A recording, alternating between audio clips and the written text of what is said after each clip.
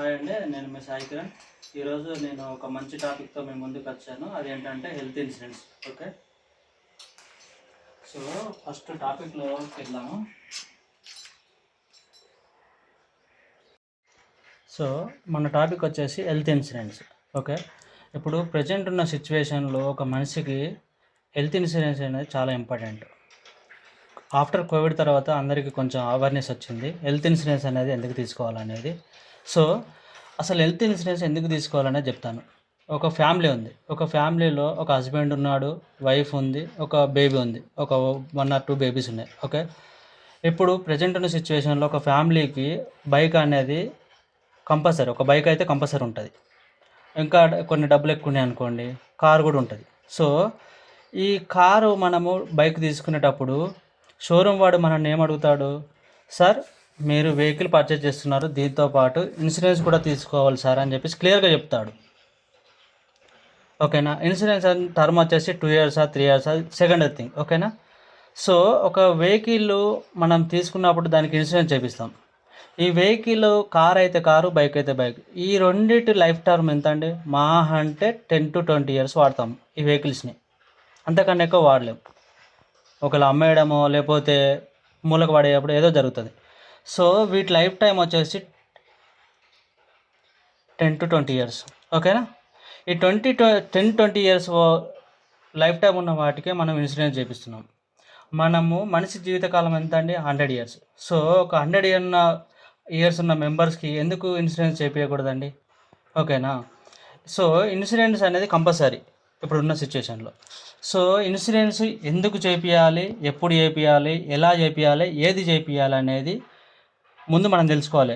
ఒకవేళ ఇన్సూరెన్స్ చేపించే ముందు ఈ పాయింట్స్ అంటే కంపల్సరీ తెలుసుకోవాలి. ఇన్సూరెన్స్ ఎందుకు చేపియాలి, ఎప్పుడు చేపియాలి, ఎలా చేపియాలి, ఏది చేపియాలి. ఓకే, ఎందుకు చేపియాలి అనే దానికి ఎగ్జాంపుల్ ఏంటంటే, ఒక ఫ్యామిలీ ఉందండి. సో ఇదే మా ఫ్రెండ్ గారు అనుకుందాం. సో తను ఐటీ జాబ్ చేసుకుంటా ఏదో వచ్చిన సంపాదనలో హ్యాపీగా బతుకుతున్నాడు. సో తనకు పెళ్ళి అయింది రీసెంట్గా. సో తనకు ఒక ఫస్ట్ బాబు పుట్టాడు, తర్వాత ఒక బేబీ పుట్టింది. ఓకేనా, సో వాళ్ళ ఫ్యామిలీ ఎంత అండి? 4 members. 4 members ఒక 5 to 6 years ఏం ఇబ్బందులు లేకుండా గడిచిపోయిందండి, సాఫీగా జాగిపోయింది. సో ఒకరోజు అది మండే అనుకుందాం. సో ఆ మండే రోజు ఆఫీస్కి హడావిడిగా వెళ్ళాలి, పిల్లల్ని స్కూల్కి పంపించాలి. సో ఇవన్నీ టెన్షన్స్ ఉంటాయి. వైఫ్ ఏం చేస్తుంది? కిచెన్లో ఉండి తన పని తను చేసుకుంటుంది. హస్బెండ్కి లంచ్ బాక్స్ పెట్టాలి, పిల్లల్ని రెడీ చేయాలి అని చెప్పేసి తను పని చేస్తుంది. హస్బెండ్ ఏం చేస్తున్నాడు? హాల్లో కూర్చొని పేపర్ చదువుతున్నాడు. సడన్లీ ఏమైందో తెలియదు, హస్బెండ్ వచ్చేసి కింద పడిపోయాడు. సో కింద పడిపోయినప్పుడు ఏం జరిగింది? సో వీళ్ళందరూ కంగారుగా వచ్చేసి వాళ్ళ కిచెన్లో నుంచి వైఫ్ వచ్చేసింది. అరవడంతో పాటు పిల్లలు కూడా వచ్చేసి చూసేవారికి ఏమైంది? హస్బెండ్ కింద పడిపోయి ఉన్నాడు. సో ఏమైందో తెలియక వాళ్ళు ఏం చేశారంటే హాస్పిటల్ తీసుకెళ్లారు. ఓకే, హాస్పిటల్ తీసుకుపోయినప్పుడు ఏమైందంటే హాస్పిటల్ వాడు ఏం చేశాడంటే ఫస్ట్ క్వశ్చన్ ఏం వేశాడు? ఈ పేషెంట్కి ఇన్సూరెన్స్ ఉందా అని అడిగాడు. ఇన్సూరెన్స్ ఉందనుకోండి, ఓకే ఫైన్. ఒకవేళ ఫర్ ఎగ్జాంపుల్ ఇన్సూరెన్స్ లేని సిచ్యువేషన్లో, ఇన్సూరెన్స్ లేదనుకుందాం ఫర్ ఎగ్జాంపుల్, ఇన్సూరెన్స్ లేకపోతే ఏమంటాడు? ఫస్ట్ హాస్పిటల్లో ఏం చెప్తాడు? సార్ 20K or 40K కట్టండి, నేను ట్రీట్మెంట్ స్టార్ట్ చేస్తాను అని చెప్తాడు. ఓకేనా, ట్రీట్మెంట్ స్టార్ట్ చేస్తా అని చెప్తాడు. అప్పుడు ఏం చేస్తారు? వీళ్ళు వచ్చేసి కడతారు, మినిమం అమౌంట్ కాబట్టి పే చేస్తారు. సెకండ్ డే వచ్చేసి ఏం చేస్తారు? Sir 50K కట్టమంటారు. సో ఆ బేస్డ్ ఆన్ దట్ సిచ్యువేషన్ బట్టి ఏం చేస్తారు? 1 lakh కట్టమంటారు, డే 4 వచ్చేసి 5 lakh కట్టమంటారు, డే 5 వచ్చేసి 10 lakhs కట్టమంటారు. అట్లా పోతే అంటే 1 month 2 monthsకి 40 lakhs అవుతుంది. లాస్ట్ డే వచ్చేసి 50 lakhs అవుద్ది. ఓకేనా, హాస్పిటల్ బిల్లే 50 lakh అవుద్ది ఇప్పుడున్న సిచ్యువేషన్లో. ఓకేనా, బట్ వీళ్ళ ఫ్యామిలీ దగ్గర ఏముంది? ఎంత ఉంది? మ్యాక్సిమం 1 lakh ఉందనుకుందాం, లేదంటే 5 lakh ఉందనుకుందాం. బట్ రిమైనింగ్ 45 lakhs అయితే బయటకు వెళ్ళి తేవాలి కదా. సో ఇన్ కేస్ బయటకు వెళ్ళి అడ్జస్ట్ అయినాయి అనుకుందాం. ఓకేనా, సో అయినా కూడా లాస్ట్కి ఏమైంది? పేషెంట్ బతకలేదు, చనిపోయాడు. సో చనిపోయినప్పుడు ఏమైంది? సో ఇప్పుడు ఈ 45 lakhs అనేది అప్పు బయటకు వెళ్ళి తెచ్చినప్పుడు వీళ్ళు ఏం చేస్తారు? ఈ 45 కట్టడానికి చేతుల్లో ఇప్పుడు ప్రజెంట్ ఉన్న సిచ్యువేషన్లో 45 lakhs అనే అప్పు తీర్చడం అనేది గగనం. ఓకేనా. సో ఏదైనా ప్రాపర్టీ ఉంటే అమ్మేసుకోవడమో లేకపోతే నగలో ఏదైనా కూడబెట్టుకొని ఏదైనా చేస్తారు. ఓకేనా. చేసినప్పుడు ఈ 45 lakhs అయితే లాస్ అయింది కదా ఇక్కడ ఫినాన్షియల్గా. సో వీళ్ళు వచ్చేసి ఎంత లోతుకి వెళ్ళారు, కంప్లీట్గా డౌన్కి వెళ్ళిపోయారు. సో వీళ్ళు కోలుకోవడానికి కంపల్సరీ కొంచెం టైం అయితే పడుతుంది. సో ఇన్ కేస్ ఒకవేళ ఆ పర్సన్కి ఇన్సూరెన్స్ ఉందనుకోండి,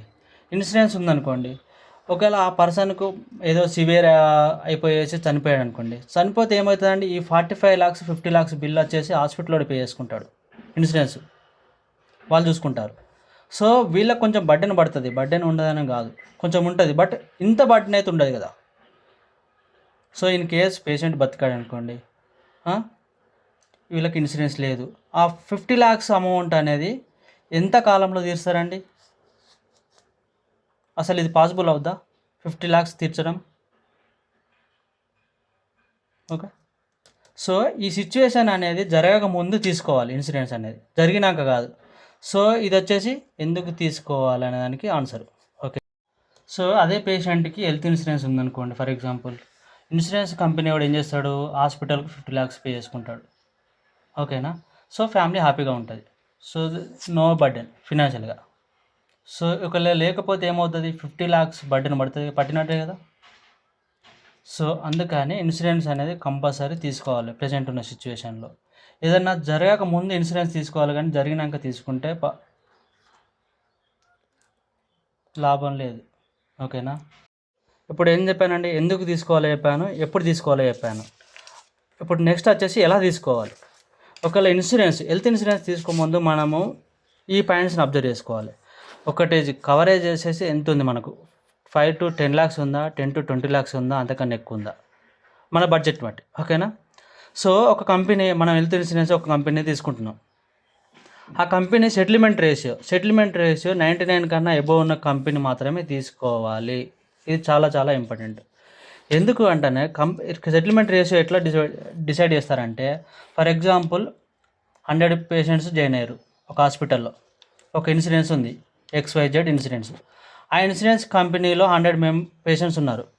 ఆ 100 patientsకి హెల్త్ ఇన్సూరెన్స్ ఉంది. హెల్త్ ఇన్సూరెన్స్ ఉన్నప్పుడు 100 patientsకి 100% సెటిల్మెంట్ అయిందనుకోండి బిల్లు. సో వాళ్ళకి వచ్చేసి 100% ఉంటుంది సెటిల్మెంట్ రేషియో. లేదు 99% ఉందనుకోండి, ఒక పర్సన్ ఆ సెటిల్మెంట్ కాలేదు, ఎందుకు కాలేదంటే సో అండ్ సో రీజన్ వల్ల. సో దాన్ని బేస్ చేసుకొనే ఉంటుంది. సో సెటిల్మెంట్ రేషియో అనేది కంపల్సరీ 99 కన్నా ఎబోవ్ ఉండాలి. 99 కన్నా ఎబోవ్ ఉంటే అది మంచి కంపెనీ లెక్క ట్రీట్ చేయండి. సో అది ఒక సెకండరీ థింగ్. థర్డ్ పాయింట్కి వచ్చేసి నెట్వర్క్ హాస్పిటల్స్. మనకున్న ఏరియా వచ్చేసి ప్రజెంట్ కరీంనగర్ అనుకుందాం.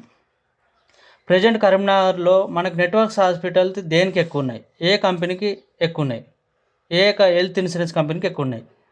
సో మినిమం ఎంత ఉండాలంటే 90 చేంజ్ ఉండాలి హాస్పిటల్స్, నెట్వర్క్ హాస్పిటల్స్ మనం ఉన్న ప్లేస్ దగ్గరలో ఏరియాలో. అలాంటి కంపెనీ చూస్ చేసుకోవాలి. ఇంకొకటి వచ్చేసి క్యాష్లెస్ చూసుకోవాలి. క్యాష్లెస్ అంటే ఏంటంటే, మనము వీడిచ్చే హెల్త్ ఇన్సూరెన్స్ కార్డు చూపిస్తే సరిపోద్ది, మనం ₹1 కట్టాల్సిన అవసరం లేదు. సో అంతా ఇక్కడ హెల్త్ ఇన్సూరెన్స్ కార్డులో ఒకటి నెంబర్ ఉంటుంది. సో నెంబర్ బేస్ చేసుకొని ఆ ఇన్సూరెన్స్ కంపెనీ వాడు బిల్లు పే చేసుకుంటాడు. సో క్యాష్లెస్ ఇక్కడ మనం పే చేయాల్సిన అవసరం లేదు. ఒకవేళ వితౌట్ క్యాష్లెస్ అనుకో, మనం ఫస్ట్ పే చేసుకోవాలి, తర్వాత బిల్లులు పెట్టుకోవాలి. సో బిల్లులు పెట్టుకునేటప్పుడు 100% చెప్పలేము 100% క్లెయిమ్ అవుద్దా లేదా అనేది. సో క్యాష్లెస్ అయిందనుకోండి, కంపల్సరీ 100% క్లెయిమ్ చేసుకుంటాడు, వాడు చేసుకోవాల్సిందే. సో అది వచ్చేసి 4th పాయింట్. 5th పాయింట్ వచ్చేసి లో ప్రీమియం. మనం ఇప్పుడు ప్రజెంట్ ఉన్న సిచ్యువేషన్లో అమౌంట్ గురించి ఆలోచిస్తాం. సో ప్రీమియం వచ్చేసి లోగా ఉండాలి, మన బెనిఫిట్స్ ఎక్కువ ఉండాలి, ప్రీమియం అమౌంట్ వచ్చేసి తక్కువలో ఉండాలి. సో అలాంటి వాటిని మాత్రమే చూస్ చేసుకోవాలి. ఎందుకు చెప్పాము, ఎప్పుడు తీసుకోవాలో చెప్పాము, ఎలా తీసుకోవాలో చెప్పాను. నెక్స్ట్ వీడియోలో ఏది తీసుకుంటే బెటర్ అనేది చెప్తాను. సో నేను ఏదో ఆశించి చెప్పట్లేదు, ఏది బెటర్ అయితే అదే చెప్తాను. ఇప్పుడు ఈ ఇయర్ ఒక కంపెనీ బెటర్ ఉందనుకో, ఇన్సూరెన్స్ కంపెనీ, అదే చూస్ చేస్తాను. నెక్స్ట్ ఇయర్ దీనికన్నా ఇంకో బెటర్ ఉందనుకోండి, అది మాత్రమే చెప్తాను. ఓకేనా. So thank you.